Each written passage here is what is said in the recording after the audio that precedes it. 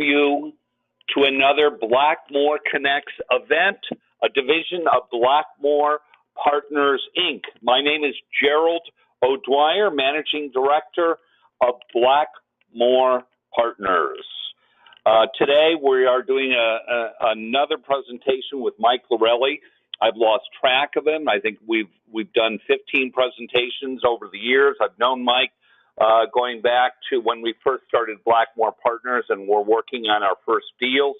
I'll be introducing Mike later in the broadcast, but first I want to just kind of go over who Blackmore is and what we do and some of the ways we help executives land opportunities in private equity. Blackmore, by way of introduction, has been around since 2005. We got our start as Blackmore Partners, Inc. The Blackmore Partners, Inc. division is an investment division.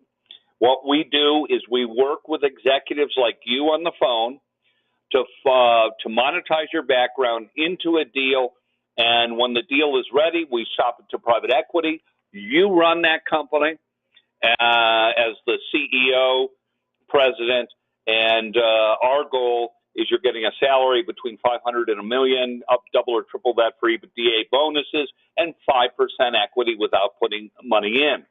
The great thing about this model is it absolutely works. We have a measurable, repeatable process. The not so good thing is it takes a long time. So along the way, Blackmore Partners developed a talent division. So Blackmore Partners, Inc. was founded in 2005.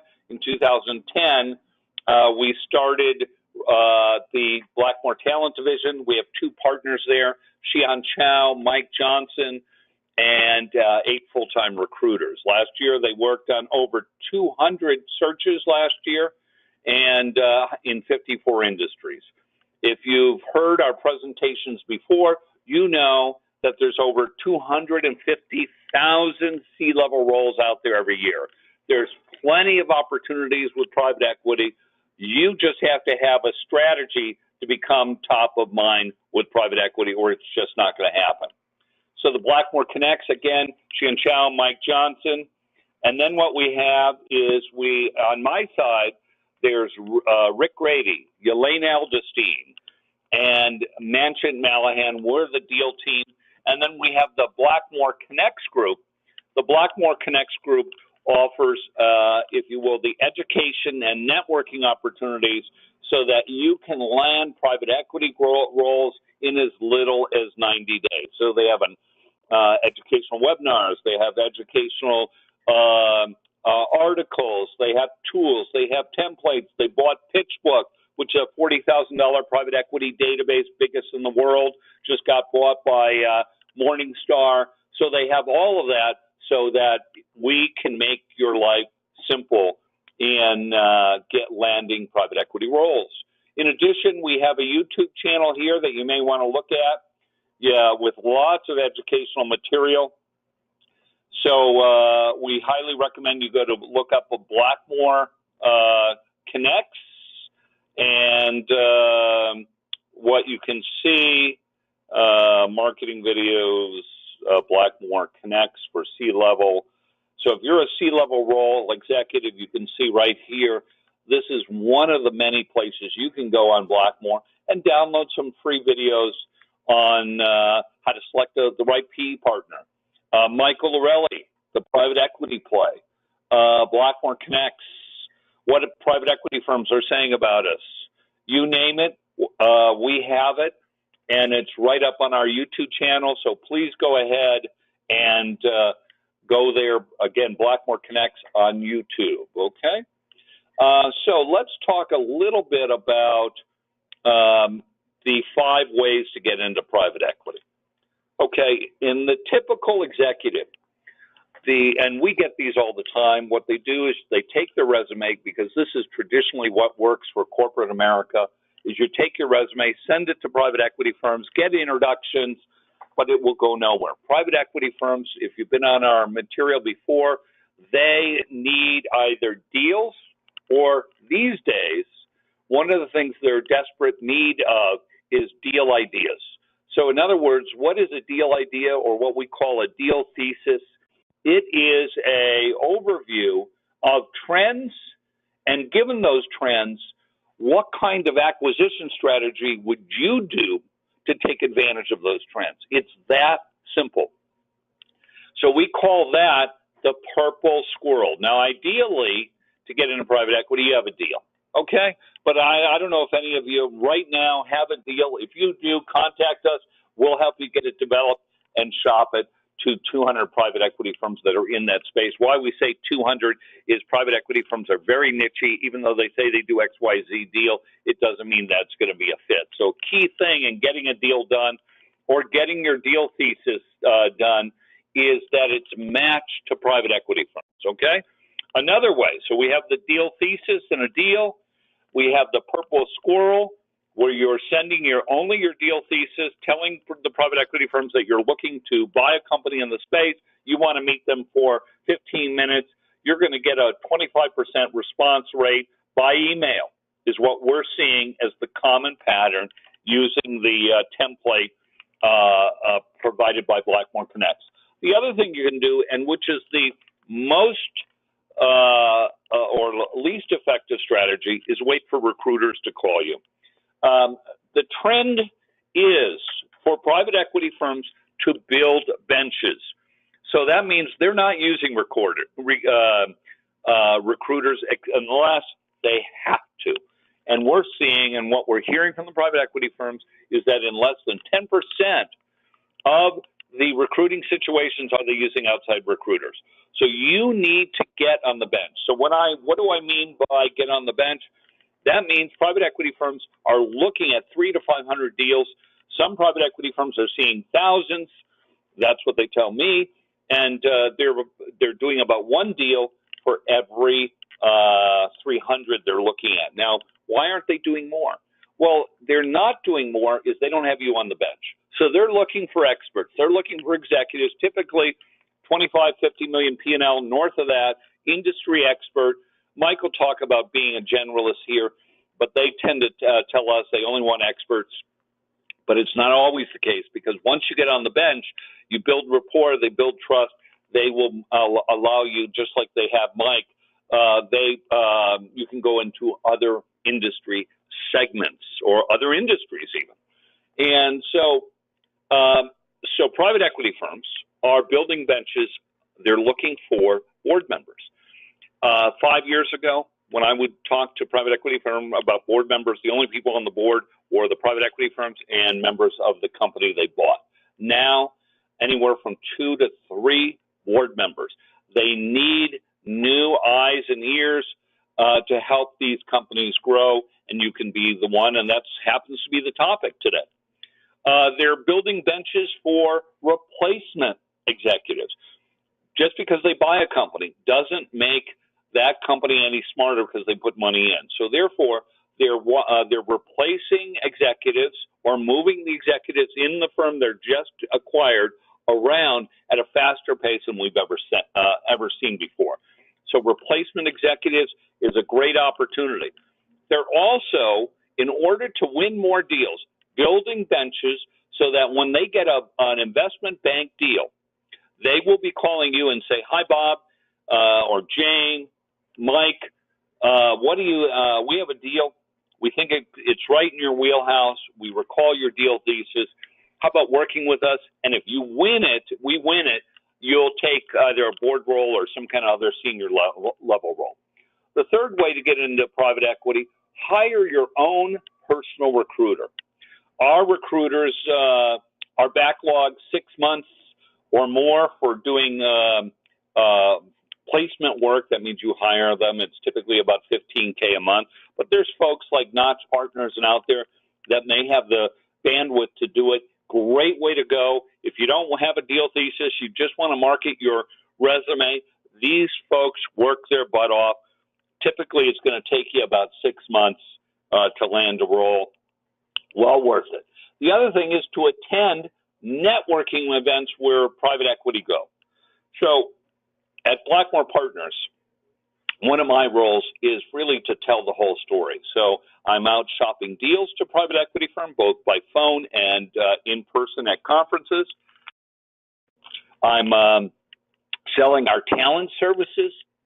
And what I'm doing is selling the Blackmore Connects services about why they should be coming to our Blackmore Connects events every 9 weeks and meeting people like you. Now, what do? I go to a conference every month in a different city, and there's typically new private equity firms.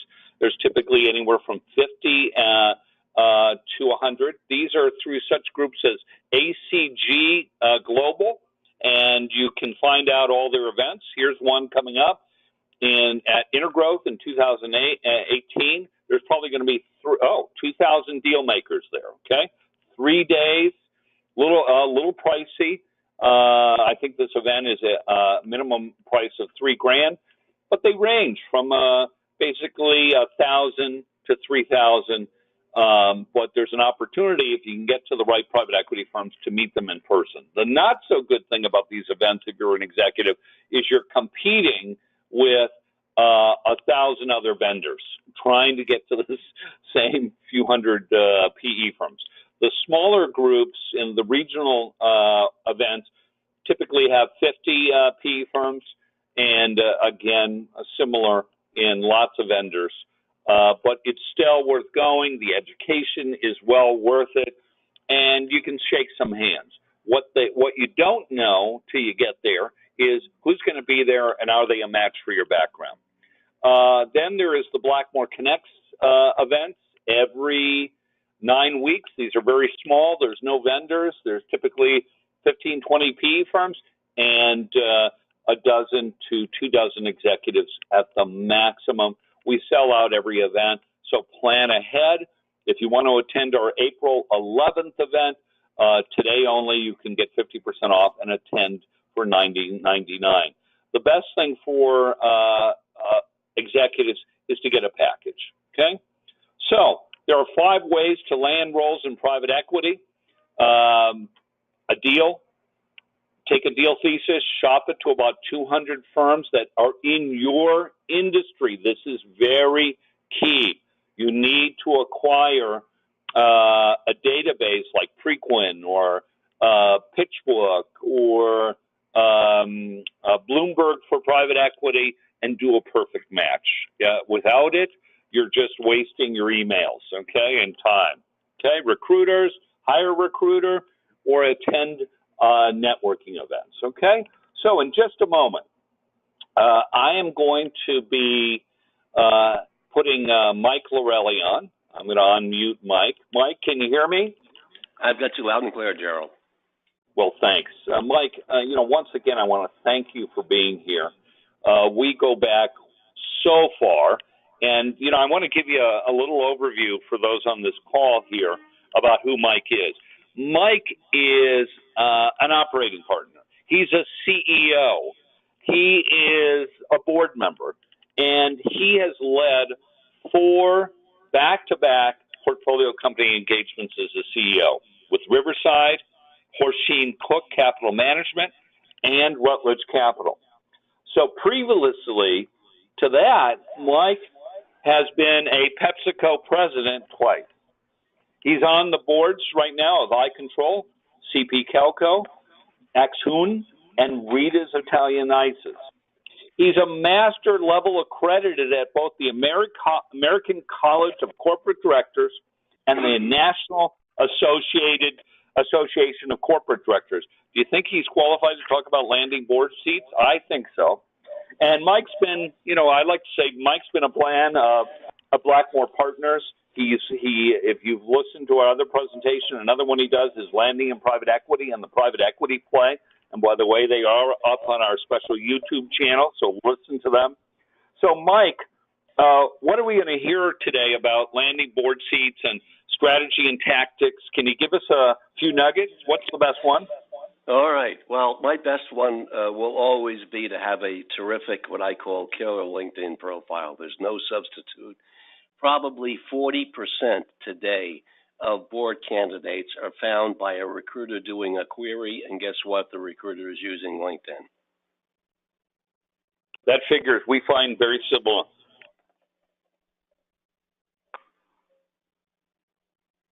You got to have those right keywords. Yep, and we're going to talk about that in the slides, Gerald. Okay, we see your slides up perfectly.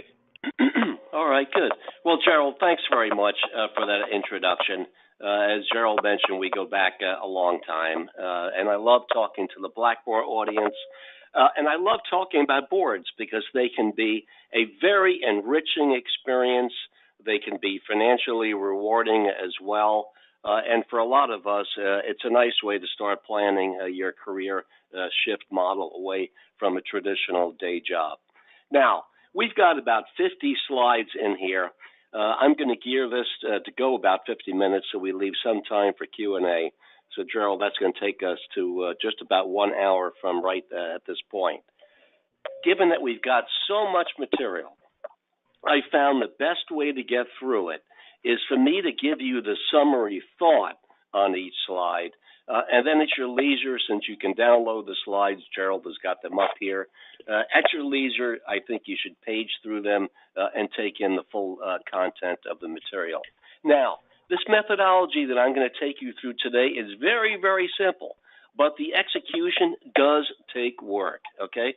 There's no silver bullet here. It does take some labor. But I will say in the 9 years that I've been doing my one-on-one landing board seats coaching program, as well as my seminars and webinars, the clients do get results. It is worth the while. What I do not intend to do at all today is to give any education about many of the topics that you need to be knowledgeable on, DNO, Dodd-Frank, Comp, NomGov, the other committees and the like. There are far better places to get that education. My focus today is 100% on tactics, strategies and tactics to help you get engaged, to land those board seats, and when you get a phone call, to do your best job at rounding the bases. So this is all about crystallizing your odds. It is not an education webinar. It's always helpful to begin by acquainting yourself with why exactly you want to do this. Now, in my own case, and this doesn't fit for most other people, if I am ever asked why I'm interested in going on a board, my answer is, hey, listen, I've got a lot of good experience, both from my large company background, PepsiCo, as Gerald mentioned, as well as the smaller, more limited resource, meaning private equity, environments. And to the degree that a team is interested in taking advantage of my learnings, I'm just thrilled and I'm just flattered. That's my simple answer. I'm not intending that answer to work for anybody else on the call today. I am suggesting you do have off the top of your head what your own answer is going to be, because in the course of interviews, you will certainly get asked. I'm also not, for this audience, going to go through the types of boards. Everyone on this call is very familiar with the fact that there are public boards, private, certainly a lot of advisory boards, and many of these pay good compensation as well. And nonprofits do have a very meaningful place. I have one slide to talk about that. Okay, it is never too early to be thinking about boards. When I do this as a live seminar on a Saturday, usually I go into a city and we book 9 to 12 at a Marriott and we go at it hard. I tell people by your late 40s, you should be on one good board, and I define good as being good cash compensation. By your 50s, you should be on 2. Now, the reason why I say this is a good recruiter will always present a slate of 5 candidates. All 5 are going to be totally on the spec, and you will probably be totally on the spec, but that's not what this is all about. If you're in a race with 5 other candidates who are also totally on the spec, your mission is not to be on the spec. That's a given. Your mission is to be the tallest duck in that pond. And very easily, if the other people on his slate have considerable board experience and you don't, you could be starting this IndyCar race in the back of the pack. Not a good thing to be doing. So I encourage everybody, in your 40s, this is a good time to get started. Anybody on the call who's not on boards today, fear not. I'm still going to give you lots of strategies and tactics to help you caught up. Now, There are a couple of interesting statistics here that really wow people when I show them the facts. This was a great Wall Street Journal op-ed piece on November 17th, this past November 17th, totally caught my eye. And their raw statistic quoted by them is that the number of public companies today is now down to 3,671, half what it was in 1996 with all the M&A that's taken place. Now, the other startling statistic most people have no idea is that there are 16,000 private equity portfolio companies out there. Just about every one of them with a board. So again, the two important stats, 3,600 public companies, far smaller than most people have any idea. In contrast, 16,000 reported private equity companies, plus probably another 5,000 that fly under the radar screen and never get reported. So considering all these stats, private equity should absolutely be in your sights if you're thinking about boards. We'll come back in a couple of slides as to why Blackmore can be a terrific resource for you here, given their entree and reputation in the private equity space. In any event, continuing down the math, if I use an average of an 8-year term, that means the need is only for about 8,500 board members a year, far smaller than most people would think. So when you get a shot, when you get a phone call, you got to round the bases. That's what today's webinar is helping you maximize. I want to make one last point on private equity versus public, and it's the following.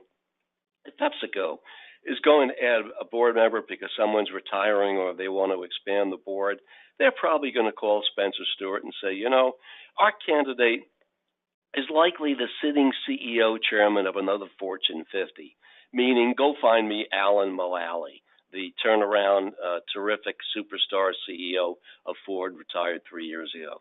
They're probably not going to be calling me, Mike Lorelli, even though I greatly admire PepsiCo, my alma mater, where I learned a heck of a lot. In contrast, private equity companies don't care as much about the optics. They just go out and find themselves two good board members. End of speech about the attraction of private equity. Some demographics. Now, this is really important for our audience here today, okay? Only 22% of the outside directors are sitting CEOs or CFOs.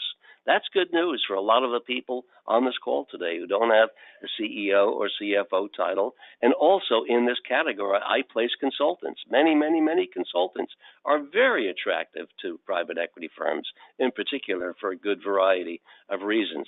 Shamefully, only 19% are women. This is embarrassing. If you can believe it, 10 years ago, this number was only 10. I could tell you proudly, one of the boards that I am on, whenever we have a board opening, the first thing we do is go out and look for a diversity candidate. Could be a woman, could be a minority, but regardless, we need to be far better represented on boards than we are today. That 19% number to me is just unbelievably embarrassing to all of us. Now, I'm going to give you 4 tips in the presentation today. Here is tip number 1. It's step 2 in my process, and that is muscle build your credentials. This is one thing that can help you outdistance the other 5 cars in your race, the other 4 ducks in that pond where you've got to be the tallest duck, okay? Tip number 1 is to muscle build your credentials. Muscle building your credentials means joining an organization like the National Association of Corporate Directors, NACD. There are 6 other groups that do this, American College of Corporate Directors. I'm a member there too, and other terrific organizations. All of these are educational organizations. They're all nonprofits, and they will confer on you a certification. Now, what that means is that, well, certainly you've learned a lot, and you'll be a far more interesting and powerful member on a board, but as you're being compared against a slate of 4 other candidates, again, there will always be 5. If you've got this accreditation and others do not, that's one of the things that can give you a leg up. Now, one last piece on NACD, I'll just use them as the example, only because they are the most predominant of the groups that do this credentialing. They have two levels. They very confusingly call the first one their governance fellowship program. To get to this level, you've got to attend one of their two-day programs. They only offer it 3 times a year. So you've got to look at their calendar, which is on their website, and figure out which city logistically is going to work into your calendar, and accumulate 4 course hours. The course hours is the easy part. They do a webinar every month. The webinar counts as a course hour. Now, beyond that, they have a further level. Think of it as their equivalent of a master's program. They call it Leadership Fellow. But for today's purpose, if you decide to get credentialed, I would strongly recommend NACD. They're the best. I do have a little bit of a bias. I'm very active, and I teach and do webinars for them. But there are other schools that do this equally. And they give you great language, which goes in the proxy statement. And this is kind of interesting because, this language gets read by a lot of interesting people, including recruiters that do a lot of board work. So here's just an example about what a credentialing statement might look like under your bio in the annual report. Okay, my step 3 is develop your messaging, including all of your marketing elements, your resume, which is not your usual resume. We'll get into some of the differences in a couple of slides. Your board bio, not the same as your traditional bio. Your value proposition, your snail mail and e-blast letter, if that's the way that you're communicating of your interest and availability. Very importantly, your LinkedIn profile. We're going to come back to this. Your compelling elevator speech, 11 seconds, not 30. At the end of the day, all of your marketing elements should be conveying the same message, why they should want you on the board. It's never about, hey, I'm interested in board seats. Now, I do want to spend just this one slide on nonprofits. They are very important. They can play a very important role for you, any of you on this call who don't have board experience. It is very important as a building block. It does count. It is acknowledged. People admire the fact that you're putting something back. I've done a lot of this over the years. But where possible, if you've got a couple of choices, I encourage my clients to shoot for the larger, better, well-known nonprofits as opposed to maybe some smaller chapters. I'm not trying to put any group down here. I'm just saying where you have choices that may make a little more sense and give you a little better credibility. Now, what's particularly important today? Sure, sitting CEO will always be an advantage, but people who are qualified to work on committees, particularly audit, this is very valuable. I mentioned earlier the embarrassing statistic about the underdevelopment of diversity in women candidates. If you are one or the other, in this category, that's a big leg up today. People who are knowledgeable in cybersecurity, people with a good global grasp, people who understand social media, these are also skills that are very high in demand. Now, I mentioned, and I'm just going to talk about resumes as the example here, how your board resume is not the same as your traditional resume. Your board resume talks about all the dragons you slayed, all your type A behaviors, right? In contrast, and how you made an acquisition and got rid of a plant and laid off 1,000 people, got SG&A down by 2 percentage points. Wow, that's really cool. I'm not knocking it. That's really good stuff. All belongs on your resume. Your board resume, in contrast, dials up things like your coaching qualities. So all of us type A's take a Valium when we go out and write our board resume, okay? And don't talk as much about your gunslinging, but talk about high potential people that you brought on who went on to become VPs, if not division presidents, maybe at that company or maybe at another company. Senior executives that you mentored on your own choosing or you were asked to mentor. These are all the kinds of things that go into a board resume. Couple of peeves, though, while I'm on the subject of resumes. I love these. These are the words that absolutely just make me cry. When I see seasoned executive on a resume, seasoned is an adjective best applied to dead meat that is about to get cooked. The other one I love is 35 years experience, implying that that's terrific. Well, to me, that basically says it may take you 7 times longer to get stuff done than Apple, Google, Facebook, and Blackmore people can get done in 3 to 5 years. The other one that's just terribly overused is action-oriented. You mean like you're non-action-oriented? I mean, give me a break. Avoid these childlike expressions. Your value proposition, this is extraordinarily important. You've got to have a very crisp answer why they should want you on their board, okay? You will likely get asked, and if you don't ask, you should complete the interview, finish the interview by telling them, just so they know.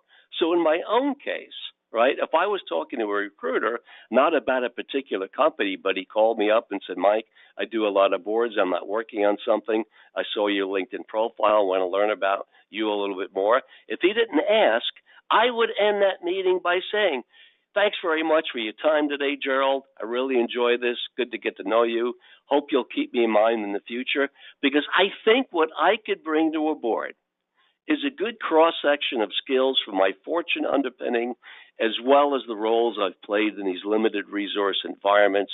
And as an aside, I just personally love coaching and being a developer of talent. That would be my value proposition. Now, if I were interviewing for a particular company, I could get a lot less specific, and I could answer a question if I was asked, and I was when I interviewed first to be on Rita's board. I eventually became the executive chairman. I would have said something like, I think I could bring a lot of value to the Rita's board because I know both the QSR, quick service restaurant space, as well as international, and I could be a good sounding board to their board as they're thinking about building their global footprint. So this is what we mean by value proposition. LinkedIn profile, critically important. Thank you, Gerald, for the intro on that earlier in the webinar today. 40+% of candidates are found from their LinkedIn profiles, and if they don't find you there, you better believe a good recruiter is going to check out your LinkedIn profile. It's got to be top drawer, no substitute. Add your board interest very prominently to your LinkedIn profile. I'm not going to spend too much time here. In the interest of our 50 minutes, I do encourage everyone, though, if you want some tips on other things that you might say in your LinkedIn profile, please just take a look at mine. I'll give you the URL toward the end of the presentation. So make your board interest prominent, even if you're not on boards today. Next step is going to market, and this means making your availability known to all the right audiences, okay? Now, when I do this as a live seminar, I tell people I'd like you to construct a list of 25 names, start a new Excel sheet with 25 names, and you're going to call every one of those 25 people and let them know that if they hear about a board situation, you want to be interested. Because each of those people knows 3,000 other executives like you, and if they hear about a board seat, the odds of them all of a sudden thinking about you top of mind are going to be pretty low. However, if you simply tell somebody once, hey, Ralph, I know I haven't talked to you in a long time. Seems like you're still with General Cable. Reason why I'm calling out of the blue is because I'm making a concerted effort to get on boards. I know you're the kind of person who from time to time might hear about a board opening. I'd appreciate if you throw my name in. And they're going to be flattered that you thought of them that way. So the next objection I get when I do this as a live seminar is, Mike, I don't know 25 people. And I say, hold on a second. All the CEOs you know, everybody you know is on a board. And Gerald, let me just do a quick audio check. Am I coming through clear? Yeah. Okay. You are. Perfect. All law firms that you've engaged, either with your companies or on your own, audit firms, include your personal accountant. These people from time to time hear about board openings. Certainly every recruiter you've given business to, every recruiter who's presented to you, and any recruiter you know who does board work, industry colleagues, bosses in high places, subordinates in high places. Swallow your pride. Call somebody you hired at the bottom of the totem pole, and now he's a chairman of a company. Swallow your pride. Pick up the phone and call him. But it is important, construct your list of at least 25 names that you're going to make an outreach to if you're serious about this program. This is one of my top 4 tips that help people get landings. Now, The next objection I get when I do this live is, hey, Mike, that's really great theory, but I just don't have the personality for this. I'm not going to call up somebody I haven't talked to in 11 years. When I leave a voicemail, the first thing they're going to think is, oh, poor Ralph got fired, and they hope they have a job for me. Well, when I get that objection, which I do 100% of the time, my response is, if everybody puts on their thinking cap, everybody could find a really short way to make the phone call brief, but to take the edge off the lack of communication and blame it on yourself. I mean, that's always a good approach. Hey, Jim, I know it's been 5 years since we called up, since we spoke. I looked at your LinkedIn profile last night. It seems like you got a good run at General Textile. Is everything cool by you? Yeah. Well, listen, I'm going to make good use of your time. Just wanted you to know I'm making a concerted effort to get myself on a couple of boards. I know you're the kind of person that might be in the crosshairs of hearing about such a situation from time to time. Appreciate you throwing me in. Now, worst case is he's not the kind of person who's ever going to hear about a board opening. And yeah, you haven't talked to him in 11 years, so shame on both of you. But if nothing else, he's going to be flattered that you thought of him in that way. So all of us can bite our tongue, swallow the pride, make those 25 phone calls. Now, when you're knee deep in the interviews, and this is where I hope everyone keeps this PowerPoint as a reference file and reread it the night before you go into a slate of interviews. These are the typical questions that you're going to get asked. I'm not going to go through them, but I'll give you just one way to handle one of these as an example here today. What committee are you best and least suited for?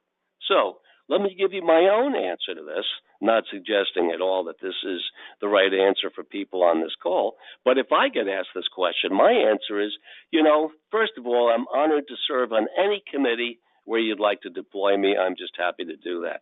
Now, having said that, by no means am I audit skilled, even though I've served on audit committees. And what I mean by not audit skilled is I don't think it would be appropriate for me to ever chair an audit committee. In contrast, comp is one of my sweet spots. In fact, I've chaired 3 public company comp committees. Now, what have I done with that sentence? Number one, I've dumped all over myself for my audit skills, which is kind of fun, which suggests to the other person, when Mike comes around to telling me what he's good at, well, he's probably going to be understated there as well, and it's probably going to be realistically close to his actual credentials. So, in any event, these are the questions you're going to get asked. Make sure you've got your tight answer rehearsed the night before. Now, more importantly, the questions for you to ask, and I love this list, because these are the questions you're going to want to ask, both in terms of your due diligence as to whether or not you want to be on this board, but also because simply asking these questions demonstrates your board prowess. It demonstrates that you understand the reason for a board beyond the mechanics of reading the book and going to the quarterly board meetings. Okay, so for as an example, I love this. This is my favorite. If you asked a recruiter doing the search, if he turned to you at the end and said, "Hey, listen, Johnny, I've got 10 more minutes here. Do you have any questions for me?" And you say, "Yeah, Ralph. I've been thinking a lot about this, and I'm very energized, and I hope this process continues. But let me just ask you one question. What's the best way that I could be a coach to the CEO? And what I mean by that is, if he's thinking on a Saturday about making a decision he's got to make on Monday, and he's stuck, I'd want him to pick up the phone, be very comfortable, calling me on my cell Saturday afternoon and say, "Hey, Mike, I'm thinking about this A, or I could do B. If you were in my shoes, Mike, how would you be going about thinking through this?" I got to tell you, if you ever asked a recruiter a question like that, he'd be eating out of your hand very, very quickly. You would go to the top of his slate of 5 candidates. One slide on fit. Fit matters.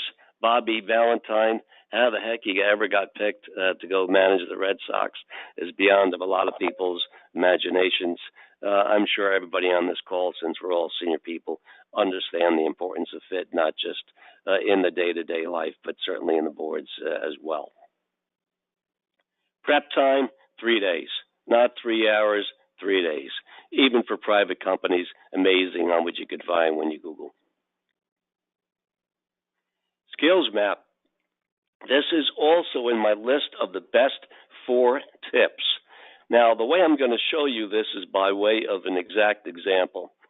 And what this is all about is mapping out the skills set of the existing board and hopefully identifying gaps in that skill set that you fit. What a better way to position yourself. So, by way of real-world example, I know this slide is kind of tiny. I can't blow it up any larger on this screen today. But I got called by the VP of HR of AeroGrow, found me on LinkedIn, told me he was asked by his chairman CEO to add a board seat. He wasn't given any more guidance than that, so he was just going out and talking to people based on LinkedIn profiles. And he asked me if I was interested in hearing more. Let's book an hour on the calendar the following week. We did. That was great. It gave me a week to study. For the first 50 minutes, he diligently went through his checklist, pretty much like a root cal for me in a dentist's office, but that's okay. That comes with the territory of interviewing, and I get all that. But he did say after about 50 minutes, hey, Mike, we've got some time left. Do you have any questions for me? And I turned to him and I said, I had so much fun studying this company since you first called me that I got so energized that I took a stab at constructing a skills map of your board.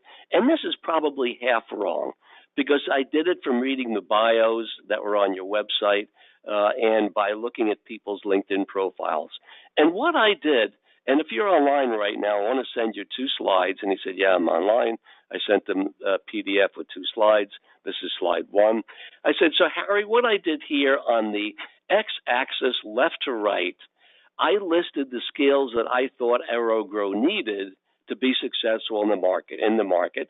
So number 1, I thought marketing and direct-to-consumer, D2C skills, followed by sales, followed by ops, since you do your own fulfillment, followed by finance, leverage company. You are private equity backed. I listed international, and by the way, the reason for the big yellow box, Harry, is because I noticed in one of your press releases you listed that you had ambition to add international someday, but I couldn't find anybody in the organization that had international skills, and that's the reason for the big yellow box. And actually, Harry, while we're at it, slide 2 from the email I just sent you, I plunked in the names. I put in names of either VPs in the company or people on the boards, again, from the bios or from their LinkedIn profiles or both. So, for example, marketing and direct-to-consumer, Michael, who's your SVP of marketing and sales, he's got marketing skills up the kazoo. I put him very high on the y-axis. Randy on your board, ex-P&G brand manager, he's got marketing skills as well. I put him real high. I just added myself here for the sake of completeness, Mike L., and further on. Sales, here's your same marketing and sales EVP, Michael. He's got plenty of sales skills. I also noticed your direct-to-consumer today in another press release. You mentioned you wanted to go retail someday, but I didn't see any bio that listed that anybody had ever called on a retailer. As you know, from my PepsiCo days, I, in effect, was chief customer officer, calling on all the national retailers. So hence the yellow box. And if you don't mind, I put my own name in here, Mike L. Operations, similarly, you do your own fulfillment. I didn't see that anybody had experience doing lean manufacturing. Hence the big yellow box. I put my own name in here because I have brought lean manufacturing to 3 private equity portfolio companies that I ran, and. The beauty of the story was we completed the interview. And obviously, as I was setting this up, there was a little bit of a Machiavellian interest here. I was setting it up in a way, hoping that I would find gaps in the skill set, okay, that Mike Lorelli, Mike L., could fill and kind of lead the horse to water that way. Now, very importantly, though, Gerald, I began this little exercise with that VP of HR with a preface, and my preface was a little Columbo-like. You remember Lieutenant Columbo. And I started off, very, very meekly saying, hey, listen, if you don't mind, I got so energized around doing this. Hope you don't mind if I share it with you. I probably have it half wrong, but only because I spend so much. I'm just dying to show it to you. In any event, so that preface is important. But here's the beauty of this. He called me back 4 weeks later and said, hey, Mike, I have my board meeting tomorrow. I want you to know you're not my number one candidate. In fact, you're tied for my number two. So that makes you 2.5. But I was intrigued with that exercise you took me through 3 weeks ago. You sent the 2 files to me as a PDF. This afternoon, would you mind sending me the Excel version? All right. Now, I almost burst out laughing. I knew exactly what he was going to do. He thought this was the coolest way in the world to demonstrate how to go find the correct board skill to add. And he was going to make himself a hero by using this technique at the board meeting tomorrow, but he couldn't make changes because I had sent him the PDF. Fast forward another couple of months, I actually went on the interview, was offered the assignment, and in fact turned it down for another reason. Mike, this is great. I have a pressing question from someone. Yeah. And, I just want to mention to everyone, Mike, does do very few because of, he's busy on boards and being a CEO, but he does do one-on-one consulting. And I have a question for the audience. Mike, this is great. There's so much information here. Do you cover this at a much slower pace in your one-on-one consulting? What can I expect? Yeah, very much so. The one-on-one consulting we typically do over 21 days. It is several lengthy phone sessions using GoToMeeting so I could share slides. I give the client homework between the meetings. I have my own homework between the meetings, which consists largely of rewriting all the person's documentation to be totally top drawer. So, yes, we do slow down quite a bit. I do apologize in advance that we're really going through an awful lot of this is like a fire hose so much. I mean, one could do an hour on every one of these slides. So I encourage everyone, you go to Google, faster landings at the end of the presentation, Mike, because I'm getting a lot of questions here about this. Faster landings, if you do it a Google search, you'll see it, but we'll put up the web page at the end, okay? Great. Thanks, Gerald, for that. But also, one of the best things that all of the people on this call today could also do is to get involved with Blackmore because they are just knee deep in the private equity community. They know everybody. They've got a great reputation. We return their phone calls. And Gerald hears about board situations all the time. In fact, he's called me on a couple of times over the years, so that's very valuable. Going to the Blackmore Connects meetings is just another way to get ingrained with the private equity space. Admittedly, we're talking disproportionate about private equity today. I know you also mentioned that you'd already filled up your February session, but I think April 11 it showed that you still had some openings there. Anyway, let me come back to the slides. Doing an e-blast or snail mailing does work. It's a law of numbers. If you start with a big enough N, times a 12.5% open rate, which is what you would get from a good e-blast with the right subject line. These are all the topics that I cover in length, in detail, with examples. I write the materials when I do a one-on-one coaching program. It can't be all referrals. Anything you could do for visibility works. I was flattered when NACD called and asked me if I would write an article on what makes somebody successful in private equity as a CEO versus in a traditional company like a PepsiCo. I was flattered to write this. When it appeared, it went viral. My phone ran off the hook. My email box was full with people who wanted to talk more. I got a lot of great exposure. Any opportunity you have to get exposure, certainly take advantage of it. As an aside, you should read this article, which is one of the articles that Nathan, Gerald's colleague, had posted, because what I talk about in this article carries through to the boardroom. The chemistry differences in private equity versus traditional companies very much so carries into the boardrooms. It is in your handout section. Very good. Compensation, we're not going to go through this. I just want you to know these two files are in the deck for your future reference.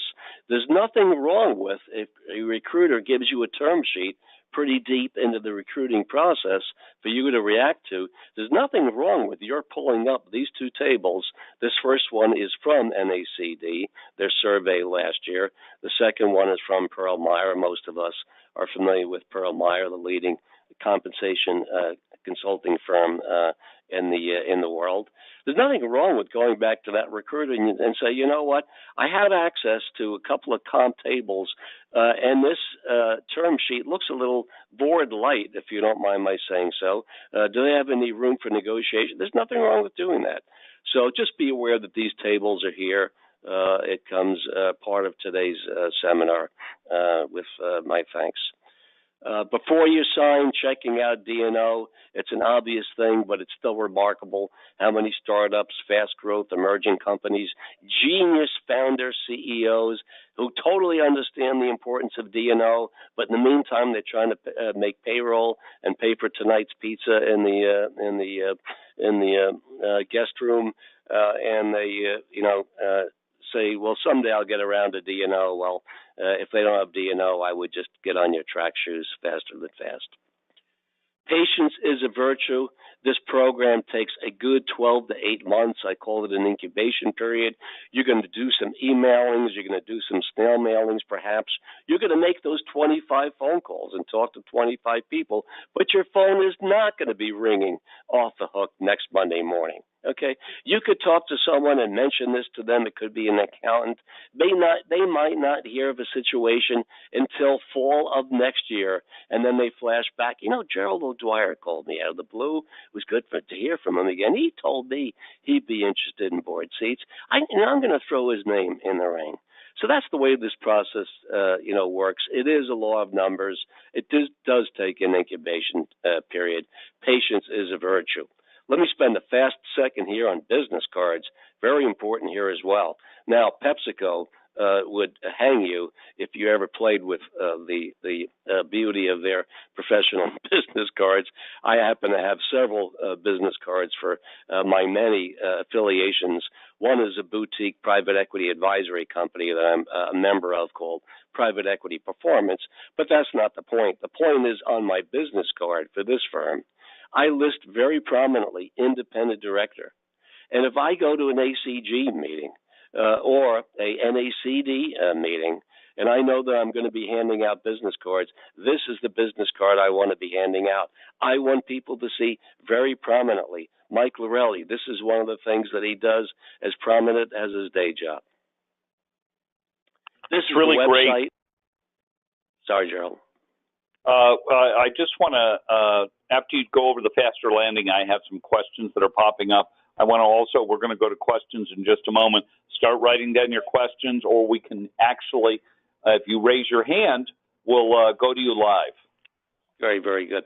I also should mention, Gerald, I don't know if you said this, with Blackmore Connects, now that you do subscribe to PitchBook, not inexpensive. I think that's 40 or 50 grand, Gerald, correct me if I'm wrong.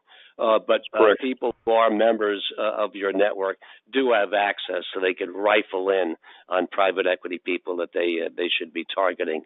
This is the website for my coaching practice, www.fasterlandings.com. You could learn a lot more by taking a look at Faster Landings.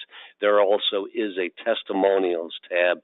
I'm flattered with the testimonials I have from clients, and for all of them I list their industry, their first name, last initial, and their industry, and you can see they're all very significant people. Most of them C-level. I would say the minority are CEO level, so you don't need to quite be in the CEO or CFO ranks. Do not be discouraged. So I'm going to conclude just by putting my coordinates up here. mklorelli@gmail.com. There's my contact cell phone number. Very importantly, do take a look at my LinkedIn profile. You will pick up a lot of good tips there. And in fact, I could do a fast demo here. If I were a recruiter doing a search and I was told by the chairman CEO that he wanted a CEO who was in the New York area, who had some board experience already, given that he was a New Jersey company, he preferred New York area. The recruiter goes into LinkedIn or Google, types in exactly what the recruiter just told him, CEO, NYC, outside director. Not by my surprise here. I show up number 1, number 2, number 3 on page 1. I know I have several other hits on page 2 and on page 5 and on page 7. This is not by accident. This is all by way of having a very effective, what I call board sticky LinkedIn profile.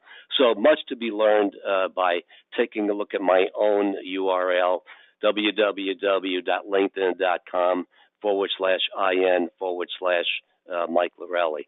With that, Gerald, we've got a good 10 minutes here for Q&A. Really great. So I encourage all of you to, if you want to talk to Mike personally, just use the raise your hand function. But let's start off with a message from Frederick. What would be a good starting point if you're not on a board and not a CEO, but a senior executive with many years of experience and have time to get on the board? Is now the time to get on a board level opportunity? I want to answer it first, and then I'll go right to Mike. Fred, the key thing is if you don't start, you'll never learn what you have to learn. One of the biggest mistakes I find in people trying to get on boards or into private equity is they keep waiting forever. Mike, to you. Just would reinforce your point. It's never too early. I was very lucky in that I had a board opportunity in my 30s. I took it. I don't care if you're on this call today and you're 64 and you've done nothing life to date. Start now just the same. Better late than never. Do all the steps outlined in this program. Take advantage of all those tips. Still develop that outreach list of 25 people you're going to outreach to. Try to reach out to any private equity people you know. Every time they buy a company, that's the good news. The bad news is somebody in that firm now has a project, which is go create a board, which means go find 2 outside directors. Good example here, Riverside Company, who I had the privilege of working for a 5-year period. In 2014, they bought 24 companies in 2014. That meant in 2014, they needed to go find and hire 48 outside directors. That is a heaping spoonful of board need. So I don't care if you've never started and you're 64 or if you're in your 30s and you've got 0 board experience, get the word out now just the same. Very importantly, fix your materials now just the same. Very importantly, your LinkedIn profile so you show up in queries. Get your network going. Find yourself a nonprofit. Get started. It's really great, Mike. I want to emphasize something to everyone here. If for the executives here that manage a P&L, you typically manage a sales function.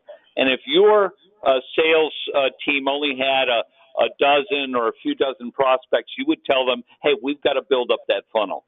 I find, Mike, what's interesting is a lot of private equity, a lot of executives believe they should have a funnel, but it doesn't apply to them. What we have found at Blackmore, if you want to get into private equity on any kind of board position or CEO position, you need to build a list of 200 plus private equity firms that do investments that are a match to your background. Then because you will have a rapport with them right away. When they see that you come from industries they invest in, they love it, they do want to network. But if you go outside of that at first, you make it harder for private equity firms to fit in. So what's so great right now is the databases such as Bloomberg or Preqin, and now Blackmore Connects Group acquired PitchBook, which can perfectly match down to the niche areas of private equity firms most likely to resonate with you, and that's free to all the members. Feel free to inquire, send me an email about that. But, Mike, let's talk about the funnel. What do you notice about executives and funnels and getting it big enough. I noticed you're strong on getting on the phone, picking it up. Do you hear a lot of resistance among execs to do that kind of work? Yeah, because there's labor involved, and there is no silver bullet. There's no substitute for taking the time of developing that new Excel sheet, new Excel matrix of 25 names, and saying to yourself every day, you're going to lob a phone call into two of those people, hoping that with some phone tag you get through one. So by the end of the month, you've made 25 of those good connections. So there's just no substitute for the labor. But I will say here, an easy thing is, in your own backyard, Gerald, for all of the people on this call, if people go to one of your meetings, you're going to be shaking hands with 25 private equity firms. And one of the last things I would say to each of them as you're making your closing comment is, oh, and by the way, I'm interested in boards. If you have a suitable situation, I'd love to talk to you about it. Yeah, Mike, and let me talk about, one of the things I've heard about you and your services that you offer, and I do want to mention very few executives are able to get into Mike's consulting one-on-one, so do it early, get on his wait list. But, Mike, they like it because you hold them accountable. And, what's real critical in getting momentum going, especially when we're uncomfortable and it's a little bit outside of our area, is having someone hold you accountable. That's what's one of the great feedbacks I hear about what you're doing with executives. Great. Thanks, Gerald. Another question here. How much is the CIO type skills for industrial digitization, IT security, lean? Is there any specific way to expose these skills? So, in other words, how much is a CIO type skills required in the boardroom? Are people looking for that? Yeah, I would say CIO and all technology skills are at a premium today for a lot of good reasons, and for one not so good reason. The not so good reason is we're all spooked like crazy about cybersecurity, and anybody who knows what they're talking about in that regard, we certainly need to listen. No one considers himself to be an expert in a typical boardroom on cybersecurity. I would say all technology skills are very, very much appreciated, being it trying to advance the state of social media for the company or, fighting off cybersecurity threats and the like. Those are great skills, and if you've got them, that's the kind of thing you want to name drop in the subject line if you're doing emailings to private equity people. Great. Well, Mike, that's the last of the questions. Oh, one more. Here's another one. What advice would you give to join the board of a troubled company turnaround opportunity? Yeah. So you got to judge it very, very carefully. The way that I'm able to manage 4 boards in addition to the other pieces I've got on my dance card is that I'm careful about the boards that I select. I don't take ones that are poorly managed. I don't take ones that have too many meetings in a year. I don't go on boards that don't publish their calendar on a rolling 8 quarters so that you're thinking with your calendar that far out and you can have 100% meeting attendance, which you always should if you want to be an effective board member. So I'm not exactly sure the easy way to answer that one, Gerald. I would just say gauge very carefully. That's one of the reasons why I budget myself to only do one startup or emerging company, and even that one I select very carefully. I don't want to have a CEO calling me every Saturday because he's running low on cash and he can't figure out how he's going to make payroll. I don't think those are the best uses of Mike Lorelli's skills. So I would say walk very carefully. There's nothing wrong with taking on a troubled company, but make sure you've exhausted all the right questions and you really do know what you're going into. With that, Great. Gerald, it's been a pleasure. It's been a pleasure working with you and your Blackmore audience again today. I encourage everybody to sign up to Gerald's program. It really does work. It's the fastest way that I know to get networked into private equity, since obviously all of you can't get out there on a one-on-one basis and do 200 handshakes. Thanks, Mike. Look forward to the next one. Take care.